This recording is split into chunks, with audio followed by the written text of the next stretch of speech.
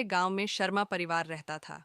बाहर से यह परिवार सामान्य लगता था, लेकिन घर के अंदर हालात बिल्कुल अलग थे। इस परिवार में माता पिता, दो बड़े बेटे और सबसे छोटा बेटा मोहन रहता था। उम्र में सबसे छोटा होने के बावजूद मोहन दिल से सबसे बड़ा था।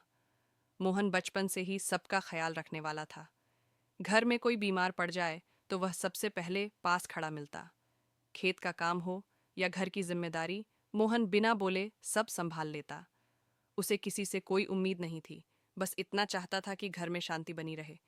लेकिन धीरे धीरे उसकी यही अच्छाई उसके लिए परेशानी बन गई। परिवार के लोग उसकी मदद को उसकी मजबूरी समझने लगे। माँ उसे डांट देती, पिता उसकी चुप्पी को कमजोरी मानते और भाई उस पर ताने कसते। किसी को यह नहीं दिखता था कि मोहन कितना थक चुका है। दिन बीतते गए, मोहन की मेहनत बढ़ती गई और अपमान भी। कई बार उसका मन बहुत दुखी हो जाता, लेकिन वह कभी किसी से शिकायत नहीं करता। रात में सबके सो जाने के बाद वह भगवान राम की तस्वीर के सामने बैठकर बस इतना कहता, हे प्रभु, मुझे गलत मत बनने देना। लगातार तनाव और मेहनत से मोहन की तबीयत बिगड़ने लगी। शरीर कमजोर हो रहा था, लेकिन मन अब भी सच्चा था। एक रात तेज बारिश हो रही थी। तभी दरवाजे पर दस्तक हुई। मोहन ने दरवाजा खोला तो एक साधारण वेश में एक संत खड़े थे। चेहरे पर शांति थी और आंखों में गहराई। मोहन ने उन्हें अंदर बुलाया।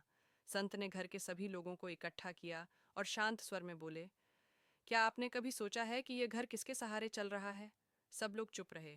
संत ने मोहन की ओर देखा और कहा, जो इंसान बिना स्वार्थ सबका भला करता है, वही सबसे ज्यादा अनदेखा रह जाता है। इतना कहते ही कमरे में तेज प्रकाश फैल गया।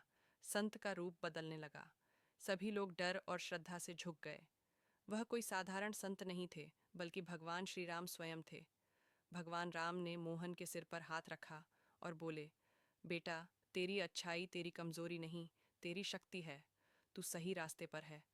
फिर परिवार की ओर देखकर कहा, जो अपने ही घर के अच्छे इंसान का अपमान करता है, वह सबसे बड़ा पाप करता है।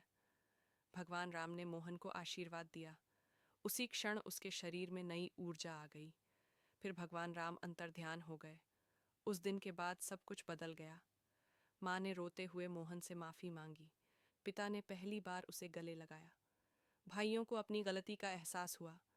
अब घर में ताने नहीं थे, बल्कि सम्मान था। अब फैसले मिलकर लिए जाते थे। मोहन आज भी वही है, सादा, सच्चा और भला। फर्क सिर्फ इतना है कि अब वह अकेला नहीं है। पूरा परिवार उसके साथ है और घर फिर से खुशियों से भर गया है।